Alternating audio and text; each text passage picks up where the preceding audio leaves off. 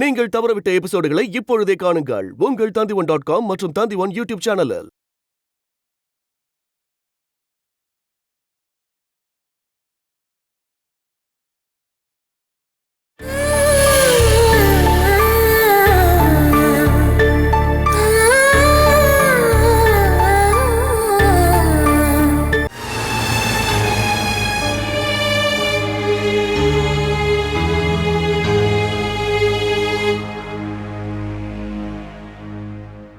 எல்லா இடத்துலயும் நீ சைன் பண்ணிட்ட. இப்ப நீ ஒண்ணுமே இல்லாதவ. நீங்க சொன்ன இடத்துல எல்லாம் நான் சைன் பண்ணி கொடுத்துட்டேன்ல. என்னோட குழந்தைய என்கிட்ட கொடுங்க. நீ ரொம்ப டயர்டா இருக்க, போய் நல்லா தூங்கு. எனக்கு என் குழந்தை வேணும். ரிஜிஸ்ட்ரேஷனோட ஃபர்ஸ்ட் ஸ்டெப் தான் முடிஞ்சிருக்கு. அது டாக்குமெண்ட்ஸா என் கைக்கு வரதுக்கு கொஞ்சம் நாள் ஆகும். அது கிடைச்ச உடனே உன் குழந்தை இருக்க இடத்துக்கு உன்னை அனுப்பிடுவேன்.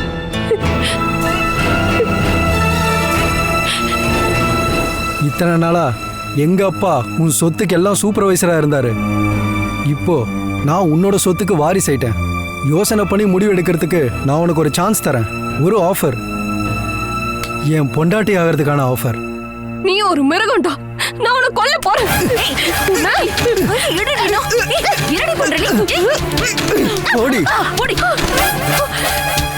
வேண்டாம், அந்த ஆஃபரை நானே எடுத்துக்கிட்டேன். உன்னை உடனே உன் குழந்தை இடத்துக்கு அனுப்பி வைக்கிறேன்.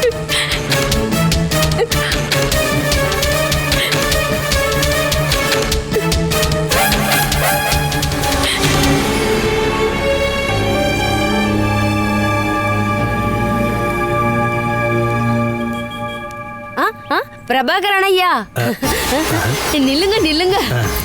என்னம்மா நீ எங்க? இங்க ஏன் சுமதிய கட்டி கொடுத்த வீடு இங்கதானே இருக்கு. நான் அவளை இங்க விடுறதுக்காக வந்தேன். நானும் கொஞ்ச நாள் இருக்கலான்னு வந்தேன். நீங்க எங்கண்ணா போறீங்க? இங்க இருக்கிற ஒரு தேவி கோயில்ல பஜனை நடந்துச்சு. அது முடிஞ்சு வீட்டுக்கு தான் போயிட்டு இருக்கம்மா. அப்பனா பாலாவை தேடி நீங்க வரவே இல்லையா? அவளை நான் எங்கன்னு போய் தேடுறது சொல்லு. வேணுவும் சதீஷும் சேர்ந்து ஒரு வாரமா தேடிக்கிட்டு இருக்காங்க. என்னால முடிஞ்ச அளவுக்கு நானும் தேடி பார்த்துட்டேன். ஒரு விவரமும் இல்ல.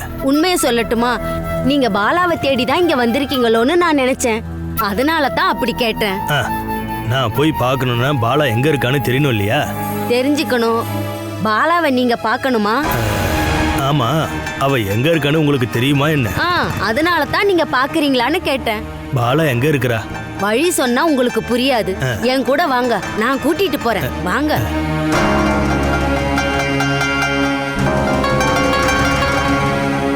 ராஜிமா, நீ கதவை தாப்பால் போட்டு வச்சுக்கோ. கதவை திறந்து வச்சிருக்கனால திருடங்க யாரும் உள்ள புந்துட மாட்டாங்க. நீ இப்படி எல்லாம் சொல்லாத. இப்படி எல்லாம் கதவை திறந்து வச்சா பகல் நேரத்திலேயே எல்லாத்தையும் வந்து எடுத்துட்டு போயிடுவானுங்க. ராத்திரி தூங்குனதுக்கு அப்புறம் மிச்சத்தையும் வந்து எடுத்துட்டு போயிடுவானுங்க. இங்க யாரோ வர மாதிரி தெரியுதே. இதுதான் அந்த வீடு. இவங்களோட பாதுகாப்புல தான் அவ இங்க வாழ்ந்துகிட்டு இருக்கா.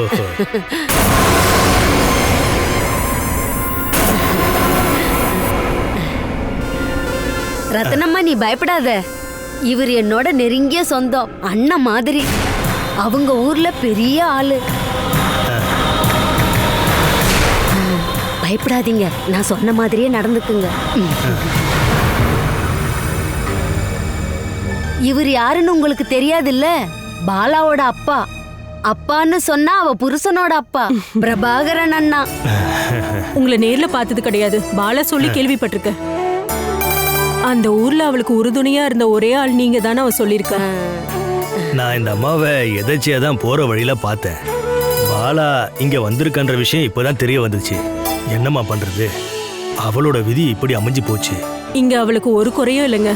ஆமா ஆமா, இங்க நிக்கிறது தான் இவங்களோட பொண்ணு. இவளை கவனிக்கிறத விட பாலாவை தான் நல்லா கவனிக்கிறாங்க. இங்க வரும்போது பாலாக்கா ரொம்ப நொந்து போய் தான் இருந்தாங்க. இப்பதான் அவங்க மூஞ்சில ஒரு சந்தோஷம் இருக்கு. இதுக்கப்புறம் வேணுகோபால் இருக்கிற இடத்துக்கு அவங்கள கூட்டிட்டு போகாதீங்க. நானும் அதை தான் உங்ககிட்ட சொல்லலான்னு வந்தம்மா.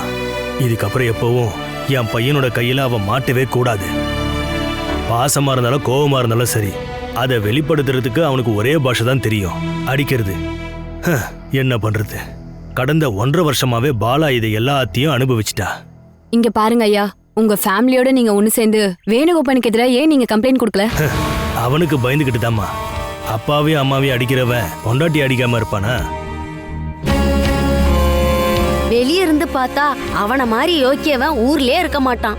ஆனா அவன் மனசுக்குள்ள ஒரு மிருகமே இருக்கு. அவனை கொஞ்ச நாள் ஜெயில தூக்கி போடணும், அப்பதான் திருந்துவான். அவன் நிச்சயம் திருந்தவே மாட்டாமா. நாம ஒவ்வொன்னையும் கத்துக்கிறதுக்கு ஜென்மம் எடுத்தோம்னா அது அசுர ஜென்மம். அப்படின்னா அண்ணா, நீங்க கொஞ்ச நேரம் உள்ள போய் பாலா கிட்ட பேசிக்கிட்டு இருங்க. நான் கொஞ்சம் காய்கறி வாங்கிட்டு ஓடி வந்துடுறேன். நானும் மார்க்கெட்டுக்கு தான் போற கார்த்திகேயனி அம்மா. நீங்க 2 பேரும் உள்ள போய் பாலாவையும் குழந்தைங்களையும் பாருங்க. சரி பாக்குறேம்மா. பாதுகாப்பான இடத்துல தான் அவன் இருக்கான்னு தெரிஞ்சதுக்கு அப்புறம் எனக்கு இப்ப நிம்மதியா இருக்கு. நீங்க உள்ள வாங்க, பாலாக்கா உங்களை பார்த்தா ரொம்ப சந்தோஷப்படுவாங்க. நீங்க போங்க, உள்ள கூட்டிட்டு போமா.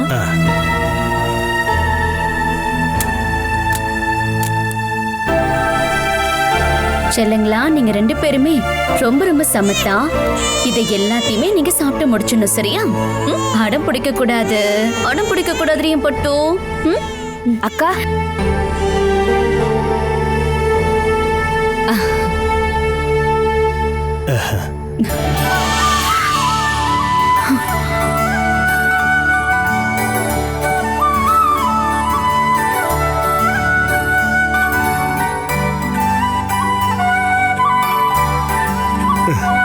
உன்னை எங்கெல்லாம் தேடினேன்னு தெரியுமாமா? உங்க அப்பா வீடை காலி பண்ணிட்டு போன விஷயமே எனக்கு அப்பதான் தெரிய வந்துச்சு. தேடி கண்டுபிடிச்சு அங்கேயும் போனேன். அப்பதான் நீ அவங்க கூட இல்லைன்னு தெரிய வந்துச்சு. இத்தனை நாளா உனக்கும் உன் குழந்தைக்கும் என்ன ஆச்சுன்னு தெரியாம கஷ்டப்பட்டம்மா. நம்ம கார்த்திகேயனி அம்மா தான் உங்க மாமாவை இங்க கூட்டிட்டு வந்தாங்க. நான் ஒரு 2 நாளா இதுக்கு பக்கத்துல இருக்கிற கோயில்ல தாம்மா இருந்தேன். நான் பஸ் ஏறலான்னு வரும்போது தான் கார்த்திகாயனிய பார்த்தேன். ஒரு 2 நிமிஷம் லேட்டா வந்திருந்தா உன்னை பார்க்க முடியாம போயிருந்திருக்குமா. இந்த மாதிரி வேண்டப்பட்டவங்க ஒருத்தருக்கு ஒருத்தர் பார்த்துக்காம இருக்கிறது அந்த கடவுளுக்கே பிடிக்காது. நீங்க பேசிட்டு இருங்க, நான் போய் டீ எடுத்துட்டு வரேன். நீ பாதுகாப்பான இடத்துல தான் இருப்பேன்னு தெரியுமா? அந்த நம்பிக்கை தான் எனக்கு இப்ப இருக்கிற பெரிய சமாதானமே.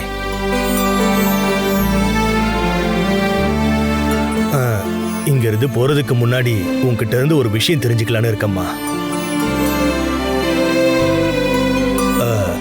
நீ பெத்தெடுத்த குழந்தையவே நல்லா வளர்க்க முடியாத நிலைமையில தாம்மா இருக்க. அதுக்கு இடையில யாரோ விட்டுட்டு போன ஒரு அனாதை குழந்தைய நீ எடுத்து வளர்க்கறது உனக்கு தாம்மா கஷ்டம். என் கண்ணு முன்னாடி பிஞ்சு குழந்தை கத்தி அழும்போது அதை எப்படி மாமா நான் விட்டுட்டு வர முடியும்? குப்பை தொட்டில இருந்து ஒரு உயிரை காப்பாத்தினது தப்புன்னு நான் ஒன்னு சொல்ல வரலம்மா. அத நீ போலீஸ் ஸ்டேஷன்ல கொண்டு போய் ஒப்படைச்சிருக்கலாம்ல. எவ்வளவு வேதனையும் தியாகத்தையும் சகிச்சுதான் ஒரு அம்மா குழந்தைய பெத்தெடுக்கிறாங்க. ஏதோ ஒரு காரணத்தை சொல்லி அதை தூக்கி போன நினைச்ச ஒருத்தி மறுபடியும் அந்த குழந்தைய ஏத்துப்பாளா என்ன? யாராவது கடத்திட்டு வந்து குப்பையில போட்டிருந்தாங்கன்னா? எனக்கு அப்படி தோணவே இல்லை. ஒருவேளை இந்த குழந்தைய தேடி போலீஸ் இங்க வந்தாங்கன்னா நீதான் மாட்டிக்குவ. அதுக்கான தண்டனையும் உனக்கு கிடைக்கும். தெருநாய்க்கள் கடிச்சு கொதற இருந்த ஒரு குழந்தைய நான் காப்பாத்தி ஒரு அம்மாவோட அரவணைப்பில நான் தூங்க வச்சதுக்கு ஜெயில் தண்டனை தான் கிடைக்கும் அப்படின்னா நான் அதை ஏத்துக்கிறேன் மாமா. வேணுகோபால் கூட வாழ்ந்த எனக்கு எந்த ஒரு தண்டனையும் அது ஒரு சொர்க்கம்தான் மாமா. இதுக்கப்புறம் வேணு உன்னை எப்பவுமே கண்டுபிடிக்க கூடாதுன்னு தான் என்னோட பிரார்த்தனையே. ஆனா யாரோட குழந்தைனே தெரியாம நீ எடுத்து வளர்க்கணும்னு சொல்றியே, அந்த முடிவை தான் தப்புன்னு இப்ப நான் சொல்ல வரமா. இவ வேற யார் குழந்தையும் இல்ல, என்னுடைய குழந்தை. இவ்வளவு வளர்க்கணும்னு அப்படின்னு நான் எடுத்த முடிவு அது என்ன பொறுத்த வரைக்கும் நான் எடுத்திருக்கிற முடிவுலயே மிகப்பெரிய நல்லதுன்னு என் மனசு சொல்லுது. இந்த உலகத்திலேயே ரொம்ப முக்கியமானது ஒரு உயிர் தானே மாமா. அந்த ஒரு உயிர் தான் இப்ப என் கையில இருக்கு. கடவுள் மேல வச்ச நம்பிக்கைய அதை நான் எப்பவோ இழந்துட்டேன் மாமா. ஆனா இப்போ எனக்கு நம்பிக்கை வந்துருச்சு. இவளை என் கையில கொண்டு வந்து ஒப்படைச்சது அந்த கடவுள் தான். இவளை கை விடாம நான் நல்லபடியா வளர்ப்பேன்.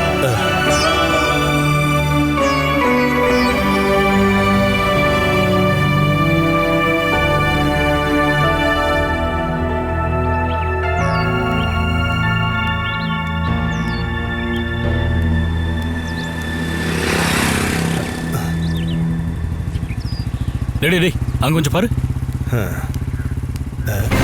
வண்டி நிறுத்து, வண்டி நிறுத்து.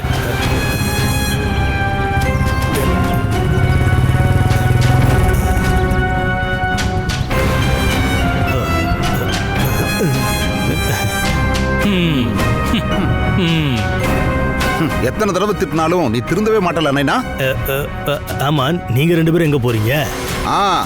அதையே தான் நாங்க உங்ககிட்ட கேக்குறோம். நீ எங்க போயிட்டு வர? இங்க இருக்கிற கோயில்ல பஜனை நடந்துச்சு. என்ன முடிஞ்சுதா? முடிஞ்சுது. நான் வீட்டுக்கு போறேன். ஏய் நில்லு நில்லு நில்லுயா. இப்போ மூஞ்சி பார்த்தா ஏதோ தப்பு பண்ண மாதிரி தெரியுது. அது புரியனா? என்ன விஷயம்? எங்களை பார்த்த உடனே எதுக்காக கொடக்குள்ள போய் மறைஞ்ச? எங்களை பார்க்காம அப்படியே எஸ்கேப் ஆகலாம்னு பாத்தியா?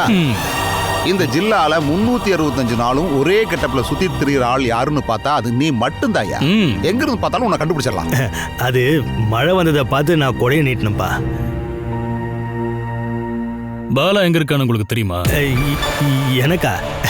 இங்க பாரு தம்பி, சொந்த அப்பான்னு கூட நீ பார்க்காம கை நீட்டி அடிச்ச அன்னைக்கே நான் ஒரு நல்ல தீர்மானம் எடுத்துட்டேன். இதுக்கப்புறம் நான் பாலாவுக்கு எந்த உதவியும் செய்யக்கூடாதுன்னு.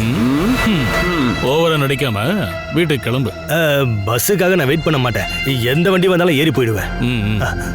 நைனா ஒரு நிமிஷம், நனைஞ்சிட போற. இந்த உன் ப்ராப்பர்ட்டி போய்க்கோ. ஓ அப்ப நான் கிளம்புறேன்.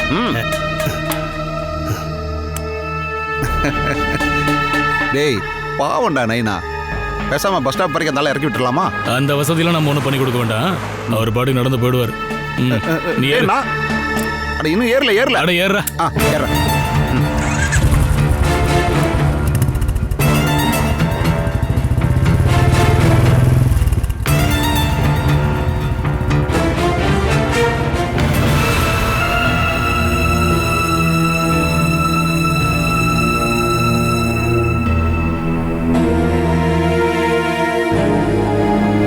பிரதீப் உல்லா கூட கார்ல போனாங்கிற ஒரே காரணத்துக்காக தான் நீ இதுக்கப்புறம் எந்த விசாரணையும் பண்ண வேண்டாம்னு சொன்னியா?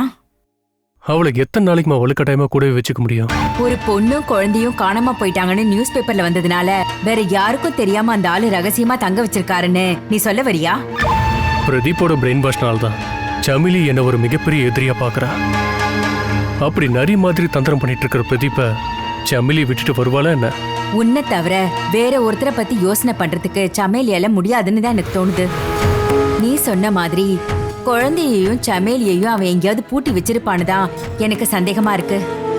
அவன் கூட கார்ல போன அவளை எதுக்காக அவன் பூட்டி வைக்கணும்? உன்னை மிரட்டதான்.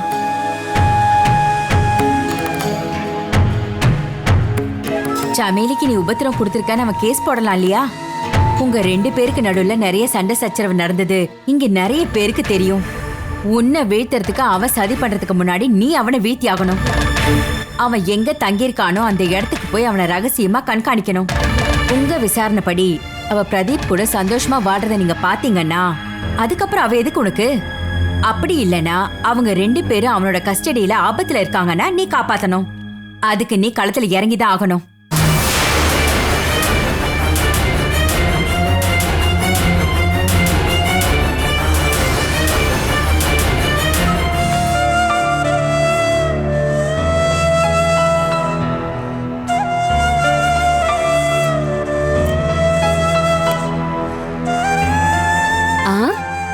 குட்டி அழகாக்குறீங்களா என்ன?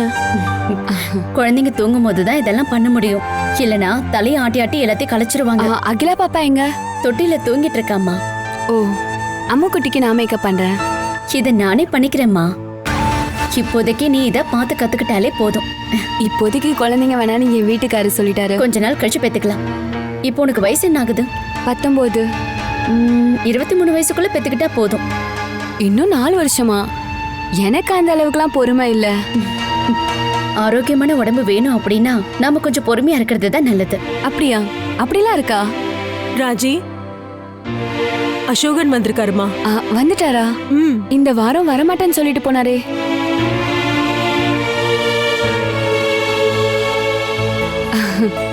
இப்போ நான் வந்ததுதான் பிரச்சனையா? நீங்க வந்ததை நான் எதிர்பார்க்கவே இல்ல. கால் பண்ணி கூட இன்ஃபார்ம் பண்ணவே இல்லையே.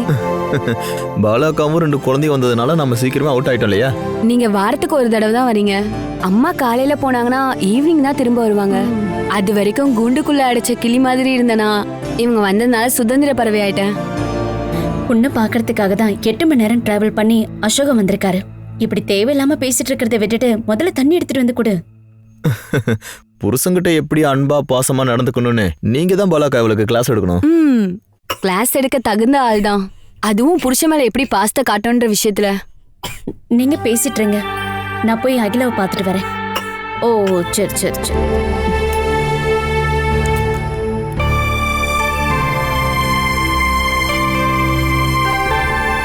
பாலாக்கா, கொஞ்ச நாளைக்கு இந்த ஊர்ல இருந்து வேற ஊர்ல போய் தங்குறது உங்களுக்கு பிரச்சனை இல்லைல்ல? பாலாவை நீ எங்கப்பா கூட்டிட்டு போற? அவங்க மட்டும் இல்ல, நம்ம எல்லாருமே சேர்ந்து தான் போறோம். எங்க? எர்ணாகுளத்துக்கு டிரான்ஸ்ஃபர் கிடைக்கும்னு நினைச்சிட்டு இருந்தால, அது நடக்கல. அதுக்கு பதிலா எனக்கு அசிஸ்டன்ட் மேனேஜரா ப்ரொமோஷன் கொடுத்துருக்காங்க. கம்பெனி சர்வ வீடும் கொடுத்துருக்காங்க. அதனால நம்ம கோழிக்கோடுல செட்டில் ஆக வேண்டியிருக்கும். இல்லைன்னா அந்த வேலை வேணான்னு சொல்லிட்டு இங்க வேற வேலை தேடணும்.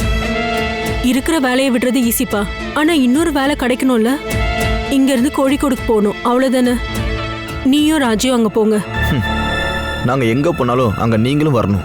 அப்படின்னா இந்த வீடு இதை யாருக்காவது வாடகைக்கு விட்டுருங்கக்கா. அதுக்கப்புறம் நீங்க பசங்க கூட போய் இருங்க. இந்த சின்ன வாழ்க்கையில அப்பப்போ கிடைக்கிற சின்ன சின்ன சந்தோஷங்களை வேண்டான்னு சொல்லிடாதீங்க. முனிசிபாலிட்டியோட ஒப்பந்த வேலையை நீங்க இன்னைக்கே வேணான்னு சொல்லிட்டா நாம நாளைக்கே ஊருக்கு போயிடலாம். நாங்க மட்டும் இல்ல, நீங்களும் குழந்தைங்களும் தான். அதெல்லாம் வேண்டாம் அசோகா. நான் கொஞ்ச நாள் சந்தோஷமா வாழ்றதுக்கு நீங்க இடம் கொடுத்ததே ரொம்ப பெரிய விஷயம். இதுக்கப்புறம் நான் உங்களை சிரமப்படுத்தணும் அப்படின்னு நான் கொஞ்சம் கூட நினைக்கவே இல்லை. நாம எல்லாரும் தங்குறதுக்கு அங்க ஒரு பெரிய வீடாதான் எனக்கு அங்க கிடைச்சிருக்கு.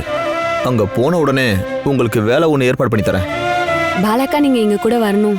2 குழந்தைங்களோட உங்களை அப்படியே விட்டுட்டு எங்களால போக முடியாது. இதுக்கப்புறம் வரப்போற நாள்ல உங்களுக்கு ரொம்ப கஷ்டமா இருக்குமா? அதெல்லாம் பிரச்சனை இல்ல. போகணும்னா நம்ம எல்லாரும் ஒன்னாதான் போகணும். வேற எதையும் யோசிக்காதம்மா, நம்ம போலாம். நான் ஒரு வாரம் லீவ் எடுத்துட்டு தான் அங்க வந்திருக்கேன். அதுக்குள்ள நீங்க ஒரு முடிவு எடுத்தா போதும்.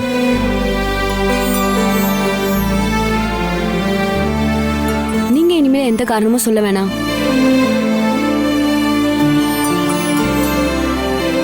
என்ன கண்ணு கலங்கிருக்கு? என் அப்பா அம்மா என் கூட பிறந்தவங்க காட்டாத பாசத்தையும் அரவணைப்பையும் அந்நேரங்களா இருக்கிற நீங்க காட்டும் போது என் அறியாமலே என் கண்ணில இருந்து தண்ணி வருது. நீங்க இதுக்கப்புறம் எங்களை வேற ஆளா பார்க்க வேணாம். நம்ம எல்லாரும் ஒரே குடும்பம் இல்லையாம்மா? நான் அங்க போறேன்.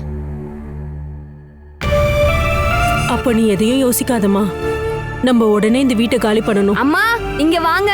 இதோ வரேன், இப்ப வந்துட்டு.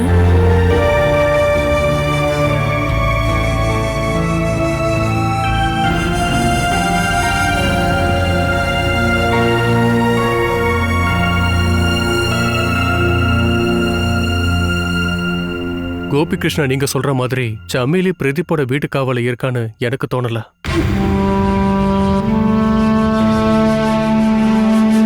முதல் விஷயம், அந்த ஆள் பிளான் பண்ணி சமீலியும் குழந்தையும் கூட்டிட்டு போகல. அவ மனப்பூர்வமா அவன் கூட கார்ல ஏறி போயிருக்கா. அடுத்தது, இப்ப இருக்கிற சமீலியோட சொத்து எல்லாத்தையும் பாத்துக்கிற பவர் ஆஃப் அட்டர்னி சேகரோட கையில இருக்கு. அதாவது சமீலியை கண்ட்ரோல் பண்றது அவங்கதான். உங்க கூட சண்டை போட்டு வீட்டை விட்டு வெளியில போன சமீலிக்கு ஏதாவது ஆச்சுன்னா அதுக்கு நீங்க தானே பதில் சொல்லி ஆகணும்.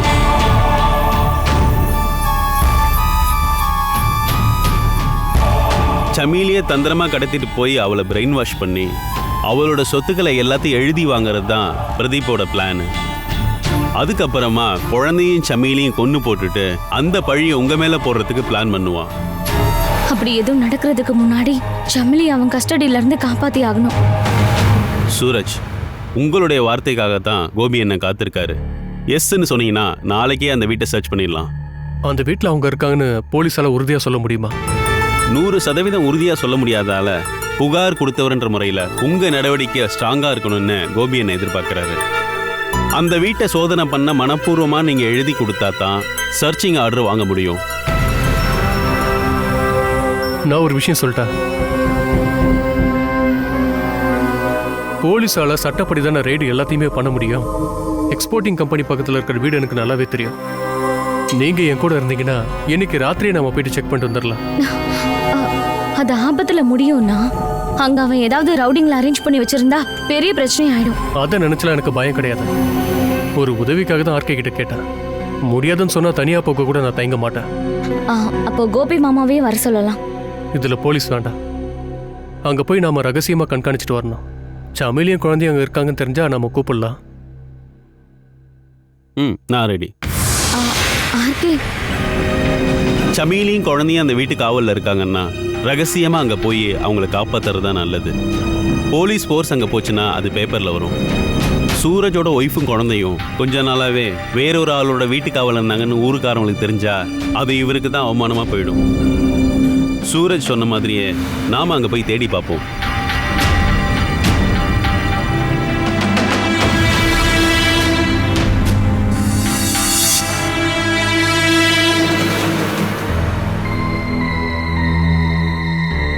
ரிஜிஸ்ட்ரார் முன்னாடி வச்சு எல்லா டாக்குமெண்ட்ஸ்லையும் சமேலி சைன் பண்ணதுனால அவளை இங்கிருந்து வேற எங்கேயாவது மாத்துறது தான் நல்லது. மாற்றணும், வேற ஒரு இடத்துக்கு இல்லை, பரலோகத்துக்கு அனுப்பணும். கொலை பண்ணுறதெல்லாம் ரொம்ப ரிஸ்க்கு. இப்போவே உங்களை பற்றின சில இன்ஃபர்மேஷன் போலீஸுக்கு கிடைச்சிருக்கு. இன்ஃபர்மேஷன் தானே, ஆதாரம் எதுவும் கிடைக்கலல்ல. நான் என்ன சொல்றேன்னா, சமேலி மேடம் இதுக்கப்புறம் உயிரோடு இருக்கிறது நம்ம எல்லாருக்கும் பிரச்சனை தான். ஒரு குழந்தைய ரயில்வே ட்ராக்ல போட்டு வர மாதிரி இல்லை சமேலியோட விஷயம். இப்போ இந்த வீட்டுக்குள்ளேயே இருந்தாலும் ஒரு கோடீஸ்வரனோட பொண்ணு. அவளை கொலை பண்ண ஆளை கண்டுபிடிக்கிறதுக்கு அவங்க அப்பாவோட ஃபினான்சியல் சப்போர்ட்டே போதும். கோடீஸ்வரியா இருக்கிற வழி தவறி போன பொண்ணு, ட்ரக் அடிக்ட் ஆனவ சமேலி. அவளோட குடும்ப வாழ்க்கை ஃப்ளாப் ஆயிடுச்சு. கல்யாணத்துக்கு முன்னாடி பிறந்த இந்த குழந்தை செத்து போனதுக்கு அப்புறமா போதை மருந்து அதிகமாக எடுத்துக்கிட்டா. புருஷன் கூட சண்டை போட்டுக்கிட்டு குழந்தையோட போதைப் பொருள் இருக்கிற இடத்துக்கு போய் அவள் சேர்ந்துக்கிட்டா. போதையில் தன்னையே மறந்த அவ தொந்தரவாக இருந்த குழந்தைய ஏதோ ஒரு ரயில்வே ட்ராக்ல விட்டுட்டு போயிட்டா. போதையில் இருக்கும்போது ராத்திரி நேரத்தில் ரோட்டில் நடந்து போன அவளை ஏதோ ஒரு வண்டி அவளை அடித்து தூக்கிடுச்சு. இது ஒர்க் அவுட் ஆச்சுன்னா கொலை கேஸில் நமக்கு எந்த சம்மந்தமும் இல்லாமல் போயிடும். இன்ஜெக்ஷன் கொடுத்ததுக்கு அப்புறம் பாதி மயக்கத்தில் ஹைவேல விட்டுட்டா போதும், ஏதாவது ஒரு சரக்கு லாரி ஏற்றி செத்துருவா. அப்படின்னா அவளை கூட்டு போகிறதுக்கு நீ ரெடி ஆயிடு. மற்ற ஏற்பாட்டை நான் இங்கே பண்ணிக்கிறேன்.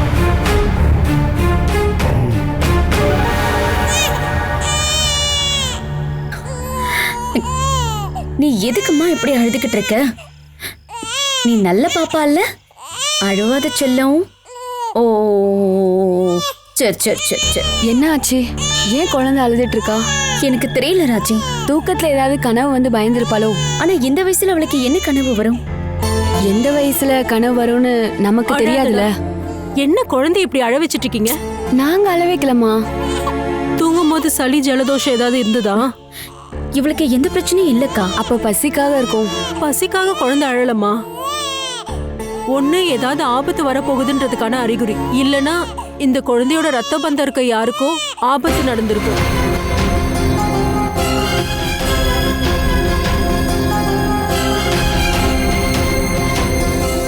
Catch us on TV, Tandivan.com, Facebook and YouTube.